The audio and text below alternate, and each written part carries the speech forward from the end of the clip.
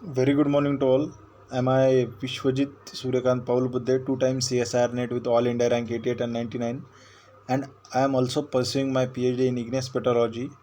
I am also assistant professor in PG Department of Geology, Devgiri College, and also the founder of Institute of Earth Science, Aurangabad.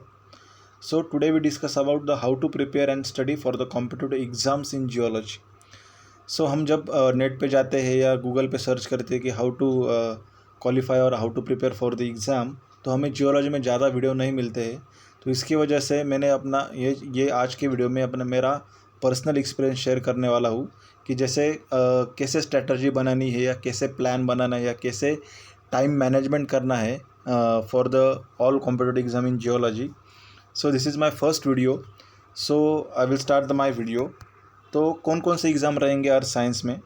CSIR net JRF है, MS set है जो महाराष्ट्र में लिया जाता है, GSI है, gate examination जैसे IIT इसे कंडक्ट करती है, IIT जैम है, इसको भी this exam for the UG student जो BSc के बाद जो IIT में अपना PG करना चाहते हैं उनके लिए IIT जैम एग्ज़ाम रहेगा।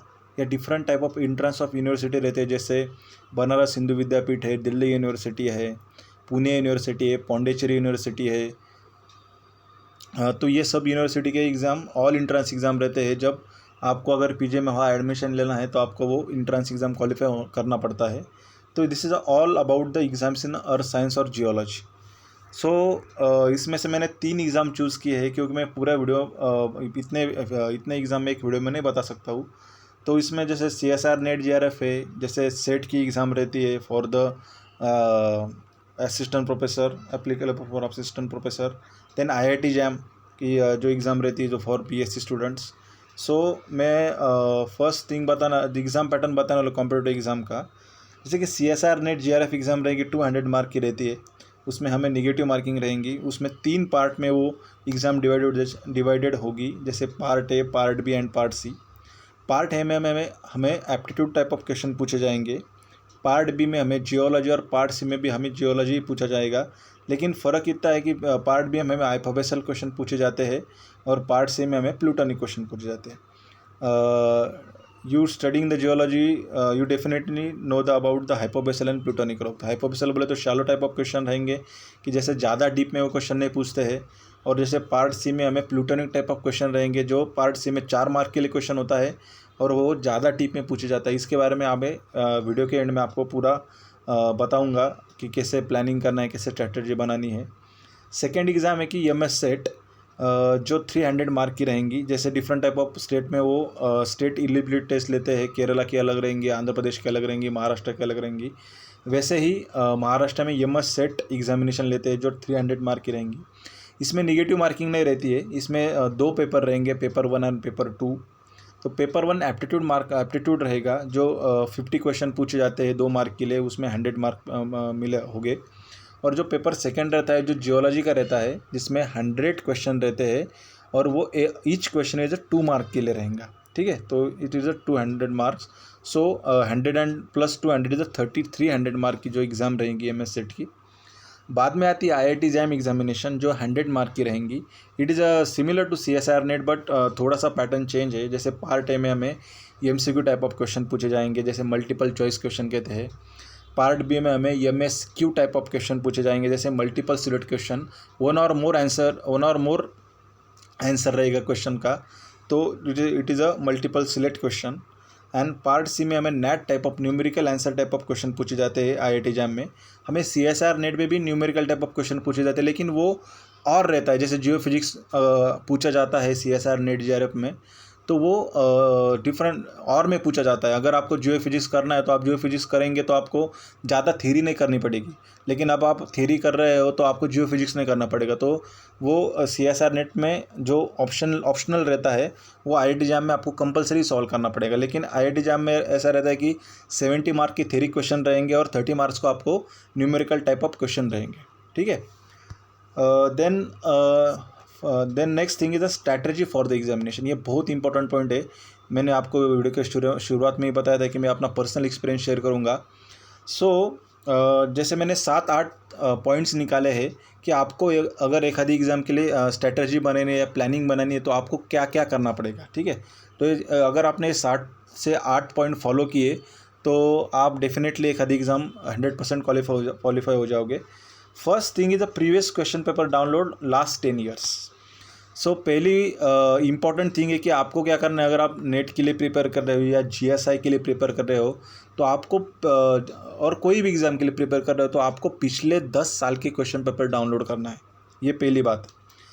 इससे हमारा फ़ायदा क्या होगा कि we know about the question pattern, कि हमें ये पता चलेगा कि क्वेश्चन का पैटर्न कैसा है।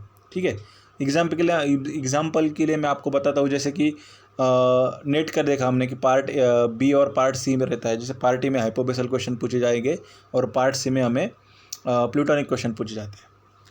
तो पार्ट ए में अगर होल्केनो पे ज़्यादा क्वेश्चन पूछे, जैसे डिफरेंट टाइप्स ऑफ होल्केनो, जैसे स्ट्रैटो होल्केनो है या कंपोजिट होल्केनो है, ठीक है, तो उसमें जेंटल स्लोप किसका है, डीप स्लोप किसका है।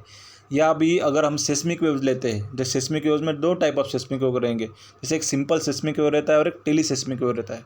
तो सेस्मिक वेव के जो क्वेश्चन है जो पी या यस वेव पूछे जाते हैं, उस पर क्वेश्चन ज़्यादा हमें पार्ट बी में पूछे जाएंगे CSIR नेट के, जिसमें ज़्यादा डीप में नहीं क्वेश्चन पूछे जाते हैं। और पार्ट सी में हमें कौन से टेली सेस्मिक वेव, जैसे डिफरेंट टाइप ऑफ PKIKP है या PKP है या SKP है, जैसे different type of teleseismic wave के जो क्वेश्चन है वो हमें पार्ट सी में पूछे जाते हैं। ठीक है, जैसे अल नीनो ला नीना है कि अल नीनो ला नीना में हमें what is el nino la nina, el nino la nina is the atmospheric oceanic process. But अगर पार्ट सी में जाएंगे आप, तो पार्ट सी में हमें उस पर डीप क्वेश्चन पूछे जाएंगे कि कहाँ से ट्रेड विंड आई, कहाँ से ईस्ट टू वेस्ट गई या वेस्ट टू ईस्ट गई। तो मेरा कहने का मतलब यही है कि जब हम प्रीवियस क्वेश्चन पेपर जब स्टडी करेंगे तब हमें ये पता चलेगा कि पार्ट बी में कौन से क्वेश्चन पूछे जाते हैं या पार्ट सी में हमें कौन से क्वेश्चन पूछे जाएंगे। ठीक है, तो कोई भी जीएसआई के भी अगर पढ़ाई कर रहे हो तो अभी उसमें भी आपको, अगर आपने पिछले साल के अगर पढ़ाई कर रहे हो तो आपको डेफिनेटली उसका फ़ायदा ज़रूर होगा। Second thing, we know about the important topic of preparation. तो मैंने यही किया था कि जब मैं पढ़ाई करना शुरू की थी तो मैंने क्या किया था कि पार्ट बी में कौन कौन से क्वेश्चन पूछे जाते हैं, लास्ट 10 ईयर में मैंने उसकी लिस्ट बनाई थी, या पार्ट सी में कौन कौन से क्वेश्चन पूछे जाते हैं। अगर आप गेट का भी एग्ज़ाम लोगे तो गेट के पेपर 1995 से भी अवेलेबल है, जो आप पूरा पढ़ सकते हो कि कौन से टॉपिक के कौन से क्वेश्चन पूछे जाते हैं। अगर आप सिलेबस लेके बैठोगे तो सिलेबस देख के आप बहुत टेंशन में आ जाओगे। तो इसके लिए आपको क्या करना है, लास्ट 10 ईयर्स के पेपर उठाने हैं कोई भी एग्ज़ाम के, तो आपको उसका पता चलेगा कि फर्स्ट थिंग तो क्वेश्चन पैटर्न पता चलेगा कि कैसे टाइप ऑफ क्वेश्चन पूछे जाते हैं या कौन से पार्ट में हमें कैसे क्वेश्चन पूछे जाएंगे। तो ये हमारा फर्स्ट थिंग है कि हमें प्रीवियस क्वेश्चन पेपर डाउनलोड करना है। सेकेंड थिंग या फोकस और डिसिप्लिन। तो कोई भी एग्ज़ाम क्वालिफाई करने के लिए फोकस बहुत इंपॉर्टेंट रहेगा, क्योंकि जब आप एग्ज़ाम की प्रिपरेशन कर रहे हो, आप 6 घंटे बैठे, 8 घंटे बैठे और आपने 4 ही पेजेस पढ़े, तो it is not worth it. Okay, so focus is a very important for the qualifying any examination. And उसमें देखिए सेकेंड थिंग है डिसिप्लिन, क्योंकि आपने को जब हमने different type of exam qualify करने, तो discipline is a very important thing, क्योंकि हमें 6 से 8 घंटे पढ़ाई करनी ही पड़ती है। मैंने ये कम बोला है, जैसे अभी अगर आप अभी से स्टार्ट कर रहे हो तो आप अभी एग्ज़ाम के लिए बैठे तो आपने लगे 8 घंटे पढ़ाई कर ली, तो ऐसा नहीं होता है। लेकिन आपके लिए डिसिप्लिन बहुत इंपॉर्टेंट है। अगर 8 घंटे आज आपको बैठना है तो कल भी आपको 8 ही घंटे बैठना पड़ेगा। आज आप जो प्लानिंग कर रहे हैं 6 महीने के लिए, तो आपको हर रोज़ 8 घंटे पढ़ाई करनी ही पड़ेगी। सो it is a discipline. So second thing is very important, focus and discipline is a very important for the qualifying examination. Third thing है जो वेरी इंपॉर्टेंट थिंग है कि प्लानिंग फॉर एग्ज़ाम कैसा करना है। कैसी प्लानिंग करनी है एग्ज़ाम की। अगर आप विदाउट प्लानिंग जाएंगे, अगर आपकी एग्ज़ाम है 6 महीने बाद CSIR नेट की या GSI की, तो आप अगले उसके पहले 1 महीने बैठ गए पढ़ाई के लिए, तो आपकी कौन से भी एग्ज़ाम क्वालिफाई नहीं होंगी। तो आपको प्लानिंग करना पड़ेगा कि आपको ये 6 महीने में कौन कौन से टॉपिक्स पढ़ने हैं। ठीक है, कि उसमें सिलेबस देखना है कि ये अगर आपने प्रीवियस क्वेश्चन पेपर डाउनलोड किए तो आपको पता चल चुका है कि कौन कौन से टॉपिक और कौन से टाइप ऑफ पैटर्न से क्वेश्चन पूछे जाएंगे। या आप सिलेबस देख रहे कि ये अभी 10 सब्जेक्ट है, तो इसको कैसे प्लानिंग करनी है। ये प्लानिंग बहुत इंपॉर्टेंट है, मैं आपको आगे बताता हूँ कि कैसे प्लानिंग करनी चाहिए। तो मैंने अभी आपके लिए मैंने 2 इसमें डिवाइड किए हैं। मैंने आपको पहले ही बोला, मैंने सेट, IIT जैम और CSIR नेट के लिए आपको आज मैं बताने वाला हूँ इस वीडियो में। सो मैंने इसको दो इसमें डिवाइड किया है, एक क्लाइमेटोलॉजी एंड ओशनोग्राफी एंड एक कोर जियोलॉजी सब्जेक्ट। अगर आप CSR नेट JRF देखोगे तो उसमें क्लाइमेटोलॉजी एंड ओशनोग्राफी पे ज़्यादा क्वेश्चन पूछे जाते हैं, ठीक है। और अगर आपने MS सेट देखा या CSR नेट या IIT जैम, इसमें कोर जियोलॉजी भी ज़्यादा पूछा जाता है। लेकिन आप JRF का आप स्टडी कर रहे हो या CSR नेट के लिए स्टडी कर रहे हो तो आपको वहाँ क्लाइमेटोलॉजी ओशनोग्राफी पे ज़्यादा फोकस और कोर जियोलॉजी पे थोड़ा कम फोकस किया जाता है। लेकिन जब आप MS सेट का जब पढ़ाई करते हो, IIT जैम के लिए पढ़ाई करते हो, तो आपको कोर सब्जेक्ट जियोलॉजी जैसे स्ट्रक्चरल है, इंजीनियरिंग है, पेट्रोलॉजी है, हाइड्रोजियोलॉजी है, मैं आपको बताता हूँ आगे कि कैसे कैसे कोर जियोलॉजी कौन से सब्जेक्ट होंगे। सो जब मैं स्टडी करता था तब डिफरेंट टाइप ऑफ मैंने जो सब्जेक्ट लिए थे, जैसे क्लाइमेटोलॉजी है, ओशनोग्राफी है, तो मैंने एक प्लान बनाया था कि ये पर्टिकुलर सब्जेक्ट को मुझको इतना डेज देना है, इतना टाइम देना है। सो मैं आपको बताता हूँ कि किस सब्जेक्ट को आप कितना टाइम दे सकते हो। ये आपके में ये जो मैंने डेज दिए तो मेरे हिसाब से दिए, तो आप इसमें चेंजेस भी कर सकते हो आपके हिसाब से। सो फर्स्ट क्लाइमेटोलॉजी के मैंने 45 डेज दिए थे in climatology for the CSR net JRF। तो उसमें हमें एक बुक है, फेडरिक एंड लुटेंगन and Edward and Tarbuck. So हमें जब हम पढ़ाई करते हैं तो हमको पहला सवाल ये होता है कि कौन सा बुक प्रेफर करना चाहिए जिससे हमें ज़्यादा मार्क हम गेन कर सकें। तो क्लाइमेटोलॉजी के लिए ये फेडरिक एंड लुटेंगन एंड एडवर्ड एंड टर्बक का जो बुक है the atmosphere, it is a very useful. So climatology में हम डिफरेंट टाइप ऑफ जैसे मानसून पढ़ते हैं, जैसे अल-नीनो ला नीना पढ़ते हैं, जैसे डिफरेंट टाइप ऑफ जो रेन हमारा है, रेन के डिफरेंट टाइप ऑफ टाइप्स है, जैसे कि हैज़ बोलते हैं, हेल बोलते हैं। तो ये सब हमें क्लाइमेटोलॉजी में स्टडी करने के लिए ये बुक बहुत अच्छा है। तो हमें क्लाइमेटोलॉजी के लिए 45 डेज देने पड़ेंगे। सेकेंड थिंग है ओशनोग्राफी। ओशनोग्राफी के लिए 10 to 15 डेज मैंने यही कहा है, लेकिन आपको कम से कम यहाँ 20 to 50 डेज देने पड़ेंगे इन ओशनोग्राफी। और ओशनोग्राफी के लिए अच्छा बुक है फिजिकल जियोग्राफी, जो सविंदर सिंह है। अगर आप क्लाइमेटोलॉजी की पढ़ाई कर रहे हो तो आपको पहले अपने बेसिक क्लियर करने के लिए सविंदर सिंह का बुक बहुत ही यूज़फुल रहेगा, क्योंकि अगर आप डायरेक्ट द फेडरिक एंड लुटेंगन में जाएंगे तो आपको थोड़ा समझ में नहीं आएगा। सो आपको अगर क्लाइमेटोलॉजी और ओशनोग्राफी का बेसिक क्लियर करना है तो आपका सविंदर सिंह का बुक है जो द फिजिकल जियोग्राफी, वो जियोमॉर्फोलॉजी के लिए भी अच्छे यूज़ होता है और क्लाइमेटोलॉजी ओशनोग्राफी भी उसमें अच्छी दी वाली है, जो आपको बेसिक आपका उसका क्लियर करेंगी, ठीक है। और एक पॉल पिनेट का बुक है ओशनोग्राफी के लिए, जो इन्विटेशन ऑफ ओशनोग्राफी है। और एक तुजिलो का बुक है जो it is also beneficial for the study of oceanography. So मैं क्लाइमेटोलॉजी के लिए 45 डेज और ओशनोग्राफी के कम से कम 20 to 25 डेज आपको देना पड़ेगा। और ये आपको मैं बुक बताता हूँ कि आपको ये बुक रेफ़र करेंगे तो आपका 100% आप किसी भी कॉम्पिटिटिव एग्ज़ाम में आपका मार्क गेन कर, आपको जो मार्क चाहिए वो गेन कर सकते हो। थर्ड इंपॉर्टेंट टॉपिक अभी ये climatology and oceanography, it is a CSR net JRF for it is a very important topic for CSR net. अगर हम कोर जियोलॉजी की बात करें तो कोर जियोलॉजी हमें पेट्रोलॉजी आएगा, बाद में structural geology, stratigraphy, mineralogy, geomorphology, general geology, उसे हम फिजिकल जियोलॉजी कहते हैं, economic geology, palaeontology, geophysics, geochemistry and applied geology. So ये सब टॉपिक कोर जियोलॉजी में आते हैं। सो फर्स्ट पेट्रोलॉजी के लिए हमें 25 to 30 डेज देना पड़ेगा, क्योंकि हमें पूरा पेट्रोलॉजी कवर करना है, जैसे इग्नियस, सेडिमेंट्री एंड मेटामॉर्फिक। अगर इग्नियस और मेटामॉर्फिक की बात करें तो हमें JD विंटर और अर्थ मटेरियल का बुक है। एक अर्थ मटेरियल का बुक आता है जिसमें हमें मिनरलॉजी भी अच्छी दी वाली है और इग्नियस और मेटामॉर्फिक पेट्रोलॉजी भी अच्छी दी वाली है in earth material and JD Winter also. And sedimentary के लिए हमें जो पढ़ना पड़ेगा, तो सेडिमेंट्री के लिए हमें गैरी निकोलस का बुक है और एक सुप्रिया सेन गुप्ता का बुक है जो हम अच्छी तरह से रेफ़र कर सकते हैं, जिसमें से ज़्यादा क्वेश्चन पूछे जाते हैं सेडिमेंट्री के लिए। गैरी निकोलस जो sedimentology and stratigraphy, it is a heading of Gary Nichols book. And Supriya Sen Gupta का भी बुक है जो हम सेडिमेंट्री पेट्रोलॉजी के लिए रेफ़र कर सकते हैं। अभी इग्नियस और मेटामॉर्फिक पेट्रोलॉजी हमें क्या पढ़ना है, तो इग्नियस पेट्रोलॉजी हमें जैसे इग्नियस में टेक्सचर्स पढ़ना है, वहाँ का फेज़ रूल पढ़ना है, वहाँ के डिफरेंट टाइप ऑफ रॉक्स है, जैसे IUGS क्लासिफिकेशन है। ये जो इंपॉर्टेंट टॉपिक है आपको पढ़ने, ये जब आपको कैसे पता चलेगी, तो मैंने आपको वीडियो को पहले बताया था कि जब आप प्रीवियस के क्वेश्चन पेपर डाउनलोड करेंगे तो आपको पता चलेगा कि कौन सा टॉपिक पे ज़्यादा क्वेश्चन पूछे वाले हैं, ठीक है। अगर मेटामॉर्फिक की बात करूँ तो मेटामॉर्फिक में हमें डिफरेंट टाइप ऑफ जैसे फेसिस पे भी ज़्यादा क्वेश्चन पूछे जाते हैं, जैसे जैसे different type of paired metamorphic belt है, जैसे different type of structures of metamorphic rock है, जो डिफरेंट टाइप ऑफ स्ट्रक्चर्स है उसमें भी ज़्यादा क्वेश्चन पूछे जाएंगे।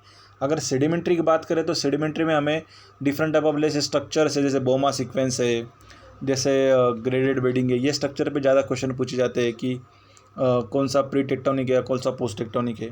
तो ये सब जो टॉपिक्स है, इंपॉर्टेंट टॉपिक्स है, आपको जब आप 10 साल के एग्ज़ाम के पेपर डाउनलोड करोगे और अच्छे से स्टडी करोगे तो आपको ये पता चल जाएगा। नेक्स्ट है फोर्थ सब्जेक्ट है स्ट्रक्चरल जियोलॉजी एंड टेक्टोनिक्स। तो स्ट्रक्चरल जियोलॉजी टेक्टोनिक्स हम 10 to 15 डेज देंगे, जिसमें स्ट्रक्चरल जियोलॉजी के लिए एक हॉकेन फोइसन नाम का बुक है। स्ट्रक्चरल जियोलॉजी के लिए बहुत अच्छा बुक है, इसमें से ज़्यादा बहुत क्वेश्चन पूछे जाते हैं। और एक मारलैंड पी बिलिंग्स का बुक है, इसमें से भी हमें अच्छी तरह से क्वेश्चन आते हैं स्ट्रक्चरल जियोलॉजी के। तो स्ट्रक्चरल जियोलॉजी में हमें भी डिफरेंट टाइप ऑफ क्वेश्चन पूछे जाते हैं, डिफरेंट टाइप ऑफ फोल्ड, जैसे रामसेस क्लासिफिकेशन ऑफ फोल्ड है, जैसे डिफरेंट टाइप ऑफ ओरोजिनी है, वैसे उस पर ज़्यादा क्वेश्चन पूछे जाते हैं। नेक्स्ट है स्ट्रैटिग्राफी। स्ट्रैटिग्राफी के हमें 7 to 10 डेज बहुत रहते हैं। बहुत बच्चे करते हैं कि स्ट्रैटिग्राफी के लिए वो रामकृष्णन या एक आधा डिफरेंट टाइप ऑफ बड़े बुक प्रेफर करते हैं, लेकिन मेरे हिसाब से हमारे डिफरेंट टाइप ऑफ जो एग्ज़ाम है, जैसे कि सेट एग्ज़ाम लोगे, CSIR नेट एग्ज़ाम लोगे, उसमें हमें ज़्यादा क्वेश्चन है KM बांगर से पूछे जाएंगे।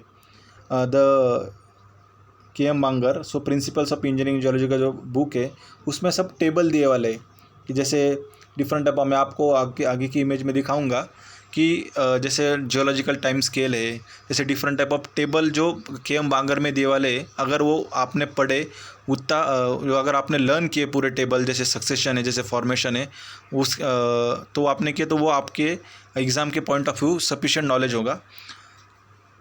और एक fundamentals of stratigraphy of India जो रविंद्र कुमार ने साइंटिस्ट है, ये भी अच्छा बुक है for the stratigraphy. Then mineralogy और क्रिस्टलोग्राफी पे ज़्यादा नेट में ज़्यादा मिनरोलॉजी क्रिस्टलोग्राफी में ज़्यादा क्वेश्चन नहीं पूछे जाते हैं, लेकिन अब IIT जैम की तैयारी करोगे या CSIR नेट की सेट की तैयारी करोगे तो आपके लिए बहुत अच्छा रहेगा ये। सो मिनरोलॉजी के लिए अर्थ मटेरियल आपको रेफ़र करना है, या डिफरेंट टाइप ऑफ जैसे कि अर्थ मटेरियल जो केविन हेफरिन एंड जॉन ओब्राइन का जो बुक है, या मिनरोलॉजी और ऑप्टिकल मिनरोलॉजी के डेक्स्टर पर्किंसंस का बुक है, ये भी आपके लिए बहुत फ़ायदेमंद रहेगा, क्योंकि इसमें से ज़्यादा क्वेश्चन पूछे जाते हैं। मिनरोलॉजी में हमें डिफरेंट टाइप ऑफ जैसे कि हम डिफरेंट टाइप ऑफ फैमिली करते हैं, जो फेल्डस्पार फैमिली, पैरोक्सिन फैमिली, उसके एग्जाम्पल, या अगर हम फेल्डस्पार बुक कर दे तो हमें अल्कली फेल्डस्पार मिलेगा, प्लाजियोक्लेस फेल्डस्पार मिलेगा, तो प्लाजियोक्लेस फेल्डस्पार में हमें अल्बाइट ट्यूनिंग मिलेगी, या ऑर्थोक्लेस बोले तो हमें कार्ल्सबर्ग ट्यूनिंग मिलेगी। जो सब जैसे ऑप्टिकल मिनरोलॉजी में देखने जाए तो हमें बाई एक्जेल, यूनिएक्जेल पे ज़्यादा क्वेश्चन पूछे जाते हैं। तो ये सब ये अर्थ मटेरियल के बुक में और डेक्स्टर पर्किंस के बुक में दिए वाला है, जैसे ऑप्टिकल पे। और क्रिस्टलोग्राफी में अगर आप स्टडी करने जाएंगे तो आपके जो 6 सिस्टम है, 6 या 7 क्रिस्टल सिस्टम है, वो आपको पढ़ना पड़ेगा। नेक्स्ट है जियोमॉर्फोलॉजी। जियोमॉर्फोलॉजी के लिए मैंने 7 to 10 डेज दिए थे। सो ये मैंने पूरे 6 या 7 महीने का मैंने ये बनाया है, 6-7 महीने का। अगर आज से अगर 7 महीने बाद CSIR नेट की एग्ज़ाम है तो मैं ये पूरा प्लानिंग मैंने अपना पर्सनल बनाया, तो इसमें आपके लिए साथ शेयर कर रहा हूँ। सो जियोमॉर्फोलॉजी में हमें फिजिकल जियोग्राफी, जैसे सविंदर सिंह का बुक मैंने पहले ही कहा, वो it is also good for in geomorphology. बहुत अच्छा जियोमॉर्फोलॉजी के different type of land form उसमें दिए वाले हैं। और जियोमॉर्फोलॉजी के लिए आप ऑनलाइन वीडियो, जैसे NCERT के वीडियो और या UPSC जियोग्राफी क्लासेस के जो नोट्स रहते हैं, जैसे कि कोई UPSC का प्रिपरेशन कर रहा है तो उनके नोट्स रहते हैं, तो वो भी आपको बहुत फ़ायदेमंद रहेंगे in geomorphology. Savinder Singh and NCERT की notes and UPSC geography classes के जो नोट्स है वो हमें बहुत फ़ायदेमंद रहेंगे। तो मैंने एक इमेज डाली है यहाँ कि जब आप प्रिपरेशन करते हो तो थोड़ा ब्रेक भी लिया करो, इसलिए मैंने इमेज डाली, क्योंकि आप अगर 7 महीने की पढ़ाई करके 7 महीने का प्लानिंग कर रहे हो तो आपके लिए थोड़ा बीच में ब्रेक लेना भी बहुत इंपॉर्टेंट है। अगर आप पढ़ाई करते ही जा रहे हो तो आपको कभी कभी उसका बोले तो बहुत टायर्ड हो जाएंगे आप। तो इसके वास्ते आपको 1 महीने पढ़ाई करके आप 2 दिन की छुट्टी ले सकते हो, ठीक है, जिससे आपको रिफ्रेशमेंट भी मिलेगा और आप अब जब आगे की तैयारी करोगे तो आपके लिए उसी जोश से आप पढ़ाई कर सको, इसलिए मैंने ये इमेज डाली। सेकंड देन एक सब्जेक्ट है कि general geology and physical geology sorry. So इसमें को ये सब्जेक्ट को हम 7 to 8 डेज देंगे। सो जनरल जियोलॉजी में जैसे वोल्केनो आता है, जैसे लैंडस्लाइड आते हैं, रेडियो एक्टिव एलिमेंट आता है, या different type of planetary science जैसे सैटर्न, अपना अर्थ, मार्स, इसके जो स्पिनिंग रेट है या वो रेट्रोग्रेड है या प्रोग्रेड है, इसमें ज़्यादा क्वेश्चन पूछे जाते हैं। सो हमें जो वोल्केनो है, रेडियो एक्टिव डेटिंग मेथड्स है, या different type of landslide types है, सॉलिडिफिकेशन, क्रीप, तो ये सब हमें तुलानी यूनिवर्सिटी की नोट्स इसके लिए रेफ़र करनी चाहिए। और एक केंट कुंडी का बुक है, plate tectonics and crystal evolution. So general geology में प्लेट टेक्टोनिक्स भी बहुत इंपॉर्टेंट टॉपिक है, क्योंकि प्लेट टेक्टोनिक्स पे ज़्यादा क्वेश्चन पूछे जाएंगे कि जैसे हमारे ऊर कॉन्टिनेंट है, जैसे कोलंबिया कॉन्टिनेंट है, जैसे अपना पैंजिया कॉन्टिनेंट है, ये कब ब्रेक हुआ था, what is age of that continent, वो कब ब्रेक हुआ, वो कब ज्वाइन हुआ। तो ये प्लेट टेक्टोनिक में हमें उस क्रिस्टल एवोल्यूशन में हमें ज़्यादा क्वेश्चन पूछे जाएंगे। जब आप केंट कुंडी का बुक पढ़ेंगे तो it is very beneficial for the general and physical geology. So मैंने उस टाइम इसमें 7 to 10 डेज दिए थे for general and physical geology. Next है economic geology. Economic geology is also very important for the competitive exam. इसमें ज़्यादा question economic geology में बहुत पूछे जाते हैं, तो मैंने इकोनॉमिक जियोलॉजी के लिए 10 डेज दिए थे, आप ये वेरी भी कर सकते हो। सो इकोनॉमिक जियोलॉजी के लिए अगर आपको पहले तो पढ़ना पड़ेगा कि different type of process of formation of economic minerals है, वो आपको पहले पढ़ना पड़ेगा। बाद में आपको डिस्ट्रीब्यूशन करना पड़ेगा कि गोल्ड का डिस्ट्रीब्यूशन कहाँ है, आयरन का डिस्ट्रीब्यूशन कहाँ है, या गोल्ड की माइन कौन सी है, या different type of like lead zinc की माइन कहाँ है। जैसे लीड जिंक की माइन हमें झावर माइन मिलती है, या रामपुर आगोचा माइन मिलती है राजस्थान में। तो ये जो सब इंफॉर्मेशन है हमें उमेश्वर प्रसाद में अच्छी तरह से मिलेगी। या हम तुलानी यूनिवर्सिटी के नोट्स भी रेफ़र कर सकते हैं कि जैसे हम बोलते हैं कि जब हम economic minerals with related to plate tectonics कहेंगे तो उसमें हमें different type of volcanic massive sulphide deposit कहाँ मिलते हैं, पोरीफोरी कॉपर कहाँ मिलेंगे, सिडेक्स टाइप ऑफ डिपॉजिट कहाँ मिलेंगे। तो ये सब इंफॉर्मेशन है हमें तुलानी यूनिवर्सिटी नोट्स में हमें मिल जाएगी, ठीक है। तो ये व्हाट इज़ मीन बाय सिडेक्स, ये तो मैंने कब पढ़ा था, जब मैंने क्वेश्चन पेपर हमने 10 साल के रेफ़र किए, तो मुझको पता चला कि सिडेक्स पे भी क्वेश्चन पूछे जाते हैं, वोल्केनिक मैसिव सल्फाइड भी क्वेश्चन पूछे जाते हैं कि कौन से टाइप ऑफ प्लेट बाउंड्री में हमें वो मिलेगा, ठीक है। So it is a very beneficial for to study the economic geology in Tulani University and economic geology in Umeshwar Prasad. then palaeontology. Palaeontology में ज़्यादा नेट पे क्वेश्चन नहीं पूछे जाते हैं, लेकिन अभी IIT एग्जाम लेंगे तो IIT एग्जाम में हमें different type of different type of micro fossil पे ज़्यादा क्वेश्चन पूछे जाते हैं जी, या जो जोन्स है उस पे ज़्यादा क्वेश्चन पूछे जाएंगे, या फॉसिल का एज है। जैसे हम बोलते हैं कि अभी हमने जैसे कि आमोनाइट लिया था, व्हाट इज़ एज ऑफ आमोनाइट, तो हमें पता हो चाहिए कि आमोनाइट का एज हमें जुरासिक होता है, जो ट्राइसिक और क्या बोलते हैं उसे, जुरासिक, ट्राइसिक और हमें क्रिटेशियस को वो डिस्ट्रीब्यूट करेगा।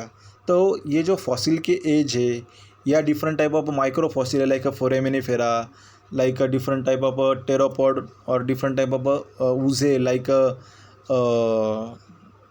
डिफरेंट टाइप ऑफ ऊजे भी हमें ये पैलेंटोलॉजी में स्टडी करने को मिलता है। तो कोरेगावे का बुक है प्रिंसिपल्स ऑफ पैलेंटोलॉजी, तो हमें ये पूरा पढ़ना पड़ेगा। उसके लिए तो हमें इसमें 7 to 10 डेज हमें देने पड़ेंगे पैलेंटोलॉजी के लिए, जैसे हम पूरा पैलेंटोलॉजी उसमें कवर कर सकते हैं। नेक्स्ट इंपॉर्टेंट टॉपिक है जियो फिजिक्स एंड जियो केमिस्ट्री। सो अगर हम CSR नेट की स्टडी करेंगे तो CSR नेट की स्टडी करेंगे तो जियो फिजिक्स हमें और में आता है, मैंने पहले भी आपको बताया था। लेकिन जब आप गेट की एग्ज़ाम की तैयारी करोगे तो आपको geophysics is very important topic for the qualifying the GATE examination, okay. So geophysics NET में इतना इंपॉर्टेंट नहीं क्योंकि वो और में आता है, लेकिन आप सेट की एग्ज़ाम की प्रिपरेशन करोगे या गेट की एग्ज़ाम की प्रिपरेशन करोगे तो आपके लिए जियो फिजिक्स और जियो केमिस्ट्री थोड़ा बहुत उस पर क्वेश्चन 2-4 मार्क के लिए पूछे जाते हैं। जैसे कि जियो केमिस्ट्री हमें पूछा जाता है जैसे एटमोफाइल एलिमेंट क्या है, जैसे कि सिड्रोफाइल एलिमेंट क्या है, या what is a incompatible element, what is a compatible element, और डिफरेंट टाइप ऑफ क्वेश्चन जैसे जियो केमिस्ट्री में पूछे जाते हैं। तो हमें अपने प्लानिंग में उसमें 10 डेज देने हैं, क्योंकि हमें ठीक है लेकिन पूछे नहीं जाते किसी एग्ज़ाम में, लेकिन हमने वो थोड़ा बहुत कम से कम हाइपोबेसल और जैसे बोलते हैं हम कि शालो हमें स्टडी करना ही करना है, कि डिफरेंट टाइप ऑफ कंसेप्ट भी स्टडी करना है जियो फिजिक्स और जियो केमिस्ट्री में। तो इसके लिए कौन से बुक अच्छे हैं, तो फंडामेंटल्स ऑफ जियो फिजिक्स के लिए विलियम लॉरी का बुक है, और जियो केमिस्ट्री के लिए विलियम फाइट का बुक है, जो हम अच्छी तरह से रेफ़र कर सकते हैं। और इसमें से भी यही बुक से ज़्यादा क्वेश्चन पूछे जाते हैं for the Jio physics and Jio chemistry. तो हमने जियो केमिस्ट्री को 10 डेज दिए। देन 12th सब्जेक्ट है अपना applied geology.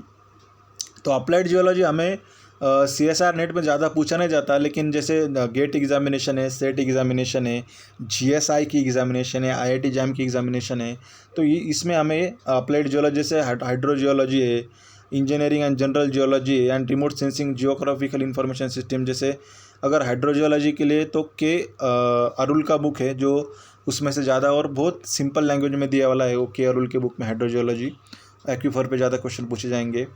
Then engineering geology and general geology Parveen Singh का बुक है, बहुत अच्छा बुक है इंजीनियरिंग जियोलॉजी के लिए। एंड के साउलू साइंटिस्ट का नाम है, उसका भी एक बुक है द इंजीनियरिंग जियोलॉजी बोल के, वो भी अच्छा है इंजीनियरिंग जियोलॉजी के लिए, आपको अगर स्टडी करना होगा डिटेल में। देन रिमोट सेंसिंग पे भी ज़्यादा क्वेश्चन पूछे जाते हैं, जैसे कि सैटेलाइट पे आपको ज़्यादा क्वेश्चन पूछे जाएंगे कि different type of satellite, active remote sensing, passive remote sensing, और what is the IKONOS and all that. So remote sensing is also quite important for the preparation of different competitive exam. तो उसके लिए अंजी रेड्डी का book है, और आप different type of PPT भी स्टडी कर सकते हो अप्लाइड जियोलॉजी के लिए। तो ये था प्लानिंग। तो ये मैंने स्टडी प्लान बनाया था जब मैंने अपना प्रिपरेशन किया था कि 12 सब्जेक्ट जो 48 डेज, इसको आप अगर आप 10-15 और ऐड कर लो तो 160 डेज का मैंने प्लान बनाया था फॉर 5 मंथ और 6 मंथ। ठीक है, तो आपको ऐसी स्टडी प्लानिंग करनी पड़ेगी कि पर्टिकुलर हम क्लाइमेटोलॉजी को इतना टाइम देंगे, ओशनोग्राफी की इतना टाइम देंगे, जनरल जियोलॉजी की इतना देंगे, पेट्रोलॉजी को, स्ट्रक्चरल जियोलॉजी को 8 दिन देंगे, पैलेंटोलॉजी को इतना देंगे। तो आपको एक स्टडी प्लान तैयार करना पड़ेगा, तब आप जाके पूरा सिलेबस कवर कर सकते हो। ठीक है, तो प्लानिंग इज़ वेरी इंपॉर्टेंट। मैंने पहले ही बता था कि पहले पॉइंट मेरा था कि first download the question paper from last 10 years, second focus and discipline, third is a planning for exam. ठीक है, तो ये 12 सब्जेक्ट है, और भी आप सब्जेक्ट ले सकते हो कि 140 डेज में आपको कैसे किस टॉपिक को कितना टाइम देना है, आपके हिसाब से आप किसकी तैयारी कर रहे हो तो उसमें आपको पता चलेगा। 5वीं इम्पॉर्टेंट थिंग है revision. So revision is a very important for the qualifying exam, क्योंकि आप अभी 160 डेज स्टडी कर रहे हो। ठीक है, अगर रिवीजन नहीं होंगे आपको तो इट इज़ नॉट बेनिफिशियल, क्योंकि लास्ट 1 मंथ को आपको प्रिपरेशन करनी है, लास्ट 1 में रिवीजन करनी है कि आपने जो पढ़ा है, पूरे जो 5 या 6 महीने में पढ़ा है, वो पूरा आपको लास्ट 1 मंथ में आपको रिवाइज करना ही करना है। और जब आप एक आधी एग्ज़ाम के लिए तैयारी करते हो, अगर आपने 7 महीने का टाइम पीरियड लिया है स्टडी के लिए, तो आप 6 महीने स्टडी करोगे, और लास्ट 1 मंथ है आपको उसमें खाली आपको जो आपने 6 महीने में पढ़ा है उसका पूरा रिवाइज करना है, प्लस उसमें आपको read all question paper daily 1। तो ये आपको करने क्योंकि आप दिन भर तो थक जाओगे। अगर आप दिन भर पढ़ाई कर रहे हो तो आपको दिन भर तो पढ़ाई करना नहीं हो सकता, तो इसलिए आपको हर रोज़ एक क्वेश्चन पेपर अच्छे से स्टडी करना है। एंड जब आपकी एग्ज़ाम की डेट आएंगी, जब जैसे कि नेट की एग्ज़ाम रहती है जून और दिसंबर में, जब आपकी एग्ज़ाम की डेट आएंगी तो आपको लास्ट 5 डेज़ में खाली क्वेश्चन पेपर ही स्टडी करना है, क्योंकि आपको लास्ट 5 डेज में मैक्सिमम 2 to 3,000 क्वेश्चन स्टडी करने। अगर आप हर रोज़ एक क्वेश्चन पेपर स्टडी करते हो 5 से 6 महीने में, तो आपको क्वेश्चन पैटर्न पता चलेगा, या कौन सा अगर नया क्वेश्चन आया तो आप उसे पढ़ सकते हो, उसे गूगल पे जाके सर्च कर सकते हो। तो आपको रिवीजन में क्या करना है कि last 1 month is very important for revision, और डेली एक क्वेश्चन पेपर पिछले साल का या कौन सा भी टॉल। ऐसा नहीं है कि गेट एग्ज़ाम प्रिपेयर कर रहे हो तो आप नेट का क्वेश्चन पेपर नहीं पढ़ सकते, या IIT एग्ज़ाम पढ़ रहे हो तो आप सेट का क्वेश्चन पेपर पढ़ सकते, क्योंकि ये जो सब आई थिंक मेरे हिसाब से जो जो जो टीचर्स रहते हैं, जो पेपर कंडक्ट करते हैं, वो कहाँ से भी थोड़ा क्वेश्चन उठाते हैं और उसको थोड़ा सा चेंज करके हमारे एग्ज़ाम में डालते हैं। तो आपको सब SET, NET, GATE, IIT exam सब के क्वेश्चन पेपर स्टडी करने हैं, और लास्ट 5 डेज़ में आपको स्टडी बंद करके खाली 2 से 3 हज़ार या 4 हज़ार क्वेश्चन पेपर आपको अपने आँख के नीचे से वो स्टडी करने ही करने हैं, ठीक है। सो 5th point of my video is very important, that is the revision. 6 points for notes preparation. So notes is अगर आपको कोई एग्ज़ाम क्वालिफाई करने, तो मैंने आपको बताया कि फोकस, डिसिप्लिन होना है या डिफरेंट टाइप ऑफ स्ट्रैटेजी बनानी है, प्लानिंग बनानी है, उससे भी उसमें भी एक इम्पॉर्टेंट रहता है कि नोट्स प्रिपरेशन कैसे करने हैं, ठीक है। So it is very important for the revision. तो नोट्स कैसे प्रिपेयर करेंगे, तो मैंने कुछ हमारे क्लास के जो इंस्टीट्यूट ऑफ अर्थ साइंस के जो मैंने खुद के नोट्स बनाए, तो मैं आपको थोड़ा बहुत दिखाऊंगा। जैसे कि आप लेफ्ट साइड में देख सकते हो कि it is a binary system of eutectic phase. तो मैंने एक डायग्राम बनाई है कि यह क्या होता है। तो ये आपको आपकी नोट्स प्रिपरेशन में बनानी है, क्योंकि जब आप इतना 5 से 6 महीने पढ़ाई करोगे तो आप different type of book use करोगे। तो ये जब आप रिवीजन करोगे तो आपके लिए वो फिर से बुक निकालना, वो पूरा 400 पेज का बुक निकाल के पढ़ना, ये it is not good for your revision. So आपको जब आप स्टडी कर रहे हो तो आपको अपने नोट्स खुद के हाथ से लिखने के, और वो आपको जब आप मैंने किया था कि जब मैंने पढ़ाई की थी तब मैंने 1000 पेज की बुक बनाई थी जब मेरे एग्ज़ाम की पढ़ाई की थी। तो मैंने क्या किया कि जब लास्ट मंथ आया तो वो बुक बाजू को रख दिया और वो पूरा नोट्स लिया और नोट्स से पढ़ा था। तो notes preparation is a very important for the qualifying the exam, okay. So it is a binary system की डायग्राम है। अगर आप राइट साइड में देखोगे तो different type of crystal structure दिए वाले मैंने, और उसके एग्जांपल दिए वाले, जैसे गैलेना कौन से सिस्टम में आता है, या टोपास कौन से सिस्टम में आता है, या माइक्रोक्लाइन कौन से सिस्टम में आता है। जब आप ये लिख के रखोगे तो जब आप रिवीजन करोगे तो आपको ये बहुत ईजी जाएगा पढ़ने के लिए।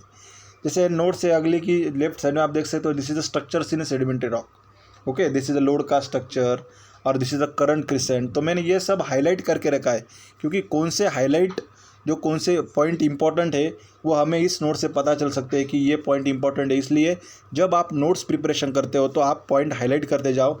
इसके वजह से आपको जब आप रिवीजन करोगे तो आपको पता चलेगा कि कौन सा पॉइंट इंपॉर्टेंट है। ये राइट में हमारे क्लास की जियोलॉजिकल टाइम स्केल है। जियोलॉजिकल टाइम्स में हमें बहुत क्वेश्चन पूछे जाते हैं कि what is the age of a plant fossil, when we get the different type of multi cellular organism, what is the age of different type of fossils, और different type of like ice age कब आया था। तो ये सब इस geological times में मैंने लिखा था, क्योंकि जब मैं लास्ट में रिवीजन करूँगा तो मुझे पता होना चाहिए कि कौन सा इवेंट कब हुआ था और what is the age of that event, okay. अभी राइट में ये ओशनोग्राफी की नोट्स है, क्लाइमेटोलॉजी की, कि अल-नीनो ला-नीना में क्या फ़र्क है, ठीक है। अगर आप लास्ट मंथ में अगर बुक लेकर बैठोगे तो आपके लिए बहुत हार्ड जाएगा। इसलिए मैंने लिख के लिया मेरे नोट्स में कि अल-नीनो और ला-नीना में क्या बेसिक डिफरेंस है, क्योंकि इस पर क्वेश्चन पूछा ही जाता है। 4 मार्क के लिए इसमें पार्ट सी में क्वेश्चन पूछा ही जाएगा। तो इसके लिए मैंने ये डिफरेंशिएट किया कि what is a basic difference और what is the important difference in El Nino and La Nina. और राइट में आप देखोगे this is a foots of horse. So इस पर भी ज़्यादा क्वेश्चन पूछे जाते हैं। तो मैंने सब लिखे वाला है मेरे नोट्स में। This is a classification of sandstone, this is a QFL diagram, ये नोट्स है। या this is a micro fossil of foraminifera, इस पर भी क्वेश्चन पूछा गया था गेट में पिछले साल।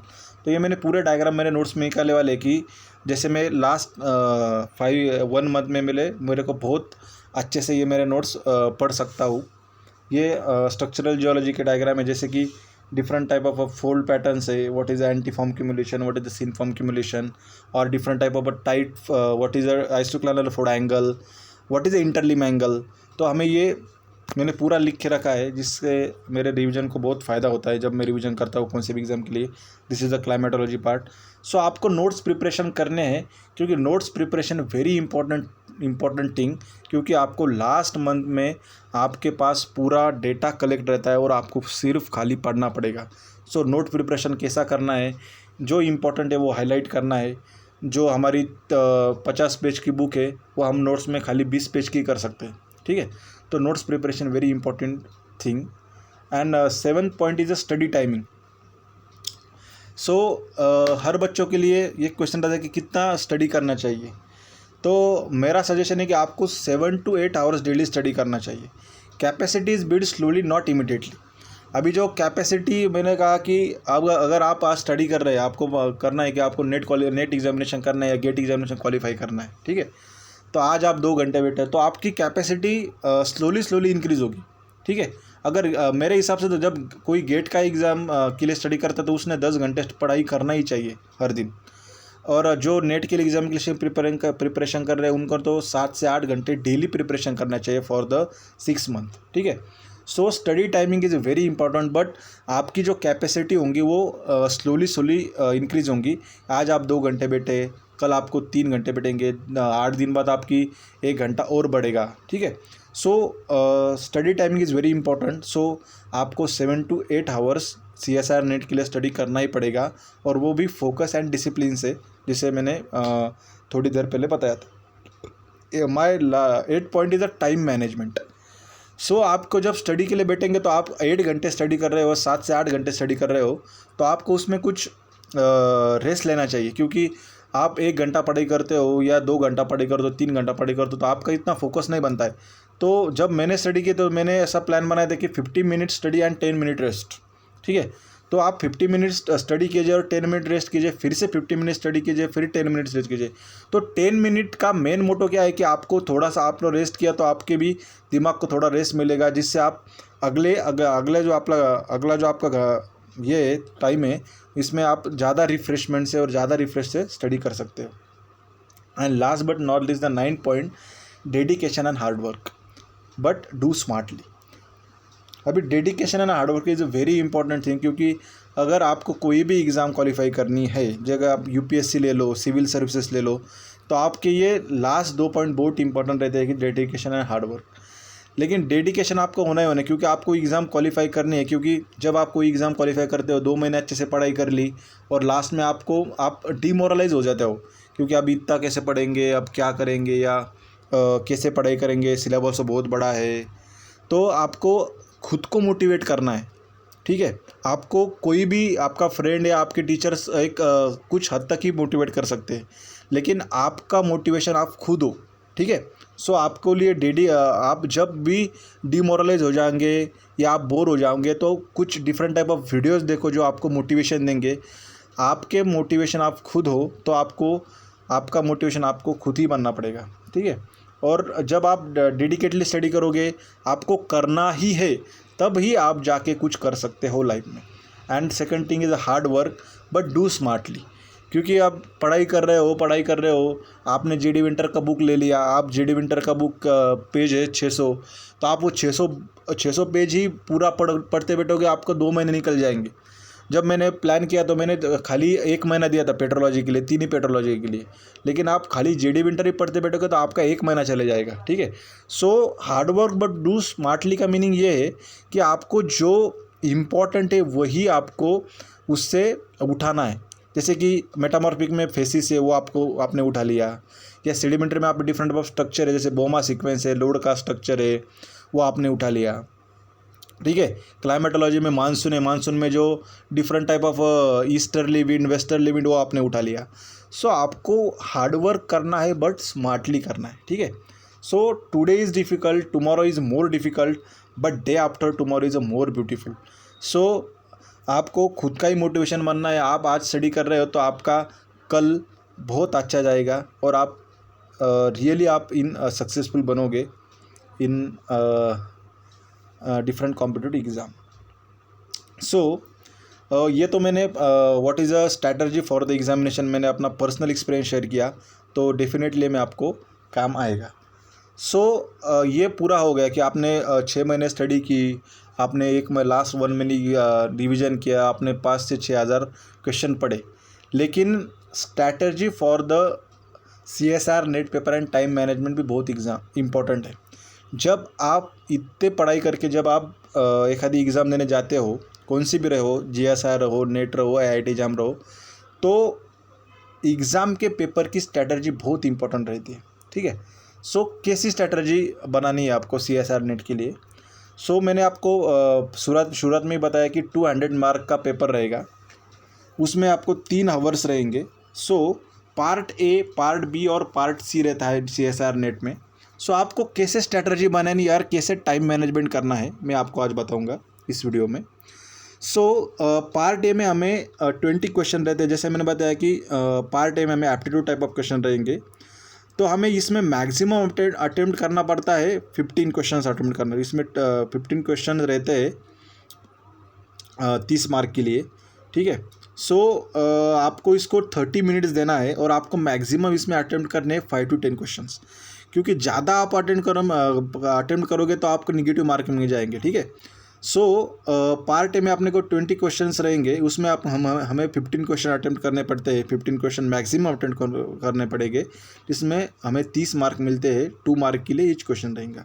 ठीक है, इसमें आप मैक्सिमम अटेम्प्ट कर सकते हो 5 to 10 क्वेश्चन। ज़्यादा लालच नहीं का। ठीक है, आपको आ रहा है एक आधा क्वेश्चन, लेकिन लालच is not good thing. Okay, आपको इसमें 30 मिनट देने हैं अपने पहले। लेकिन मेरे हिसाब से जब आप CSR नेट का एग्ज़ाम का प्रिपरेशन करते हो, तो आपको पहले पार्ट सी सॉल्व करना चाहिए, बाद में पार्ट बी और बाद में पार्ट ए। ठीक है, तो आपके हिसाब से आप कैसे करोगे तो ये आप देख लो, लेकिन मैं आपको बता रहा हूँ कि क्या करना है और कैसे टाइम मैनेजमेंट करना है। ठीक है, तो आप अपने पार्ट ए के लिए 30 मिनट दो और maximum 5 to 10 question he attempt करो। पार्ट बी और पार्ट बी में हमें जियोलॉजी रहेगा। पार्ट बी में 50 क्वेश्चंस रहेंगे, उसमें से हमें मैक्सिमम 35 अटेम्प्ट करने हैं। ठीक है, जिससे हम 70 मार्क्स गेन कर सकते हैं। अभी प्लानिंग कैसी करनी है? हमें मालूम है कि मैक्सिमम हमें 35 क्वेश्चंस अटेम्प्ट कर सकते हैं, लेकिन हमें ज़्यादा से ज़्यादा, हमें कितने भी क्वेश्चन आते हो, लेकिन हमें 22 पार्ट बी में 22 से 25 ही क्वेश्चन सॉल्व करने हैं, क्योंकि वहाँ हमें क्या करना है, हमें retaining capacity is very important. Okay, क्योंकि वहाँ मेमोरी बेस्ड क्वेश्चन रहेंगे, ज़्यादा डीप में नहीं रहते। It is a very hypobasal question. ठीक है, जो मैक्सिमम अटेम्प्ट 35 है, उसमें से हमें ऐसा, क्योंकि मेरा खुद का एक्सपीरियंस है, जब हम पार्ट बी में क्वेश्चन सॉल्व करते हैं तो हमें लगता है हमें ये आता है, हमें ये आता है, हमें ये आता है, लेकिन जब आंसर की आती है तो हमें पता चलता है कि हमारा गलत हो गया। ठीक है, very important thing in part B, please retain the question. Retaining capacity आपकी अच्छी होनी चाहिए। जो मेमोरी बेस्ड क्वेश्चन होंगे वो आपको पार्ट बी में पूछे जाएंगे, और आपको यहाँ अपना 1 आवर स्पेंड करना है पार्ट बी में। ठीक है, 3 आवर का पेपर है, और आपको हाफ आवर तो पार्ट ए में चला गया और 1 आवर आपको पार्ट बी में चला जाएगा, जिसमें आपको मैंने बताया कि 20 to 25 क्वेश्चन ही अटेम्प्ट करने हैं। ठीक है, अगर आप पार्ट सी में आएंगे, पार्ट सी में हमें रहते हैं 80 क्वेश्चंस। 80 क्वेश्चंस में हमें खाली 25 ही सॉल्व करने पड़ते हैं। ठीक है, तो पार्ट सी में क्या होगा, हमें क्वेश्चन बहुत ज़्यादा है, ऑप्शन बहुत ज़्यादा है, तो हम इसे पूरे क्या बोलते हैं उसे, बहुत अच्छी तरह से हमें क्या करना पड़ेगा, अंडरस्टैंडिंग क्वेश्चन रहेंगे। Part C is a very understanding questions, क्योंकि इसमें सब अंडरस्टैंडिंग रहेगा कि कैसे क्वेश्चन है, कि हमको अंडरस्टैंड करके देखना पड़ता है। जैसे कि पार्ट बी में हमें रिटेनिंग मेमोरी वाली क्वेश्चन रहेगी, लेकिन पार्ट सी में हमें क्वेश्चन में क्या पूछा है, उसमें ऑप्शन क्या है दिए वाले, तो ये सब अंडरस्टैंडिंग करके ही पार्ट सी का क्वेश्चन सॉल्व करना पड़ता है। लेकिन पार्ट सी का ऐसा है कि 4 मार्क के लिए क्वेश्चन रहता है। ठीक है, तो पार्ट सी में हमने अगर 60 या 70 मार्क अचीव कर लिए तो आपका नेट जरे पक्का रहता है। ठीक है, part C is a very important for the qualifying exam of CSR NET. लेकिन हमने उसमें भी हम मैक्सिमम 25 सॉल्व कर सकते हैं, लेकिन हमें जो क्वेश्चन रहेंगे हमें वो ज़्यादा से ज़्यादा 18 to 20 क्वेश्चन ही अटेम्प्ट करने हैं। 20 के आगे नहीं जाने, क्योंकि क्या होता है, कभी कभी हम निगेटिव में चले जाते हैं, तो हम कभी बिकॉज ऑफ द निगेटिव हमारा कट ऑफ लगता है, और हमारा कट ऑफ से हम ऊपर नहीं जाते। तो इसके लिए पार्ट बी में हमें 35 भी मैक्सिमम क्वेश्चन होंगे, तो 22 to 25 अटेम्प्ट करना है। और अगर पार्ट सी में 4 मार्क के लिए क्वेश्चन रहेगा तो हमें 25 क्वेश्चन रहेंगे मैक्सिमम, लेकिन उसमें से हमें 18 to 20 क्वेश्चन ही अटेम्प्ट करने हैं, ठीक है। और इसके लिए हमें 1.5 आवर हमें इसे देना है। तो जैसे कि मैंने कहा पहले कि आपको पहले जब आप स्ट्रेटजी बना रहे हो तो पहले पार्ट सी सॉल्व कीजिए, पार्ट बाद में पार्ट बी, और अगर लास्ट में आपको बचा थोड़ा बहुत 15-20 मिनट बचते हैं तो आप पार्ट ए की तरफ जा सकते हो, ठीक है। तो this is the strategy for the time management, क्योंकि पार्ट ए में भी 0.50 नेगेटिव मार्किंग रहेगी। जैसे कि 2 गलत हो गए तो 1 मार्क, 4 गलत हो गए तो 2 मार्क कटते हैं। पार्ट बी में भी 4 गलत हुए तो 2 मार्क कटते हैं, लेकिन पार्ट सी में 3 गलत हुए तो 4 मार्क कटते हैं, ठीक है। जैसे कि पार्ट ए और पार्ट में हमें 0.50 नेगेटिव मार्किंग रहती है और पार्ट सी में हमें 1.33 नेगेटिव मार्किंग रहेंगी, ठीक है। सो ये ध्यान में रख के ही ये पूरा टाइम मैनेजमेंट करके हमें CSR नेट के लिए, नेट की पेपर के लिए जाना है।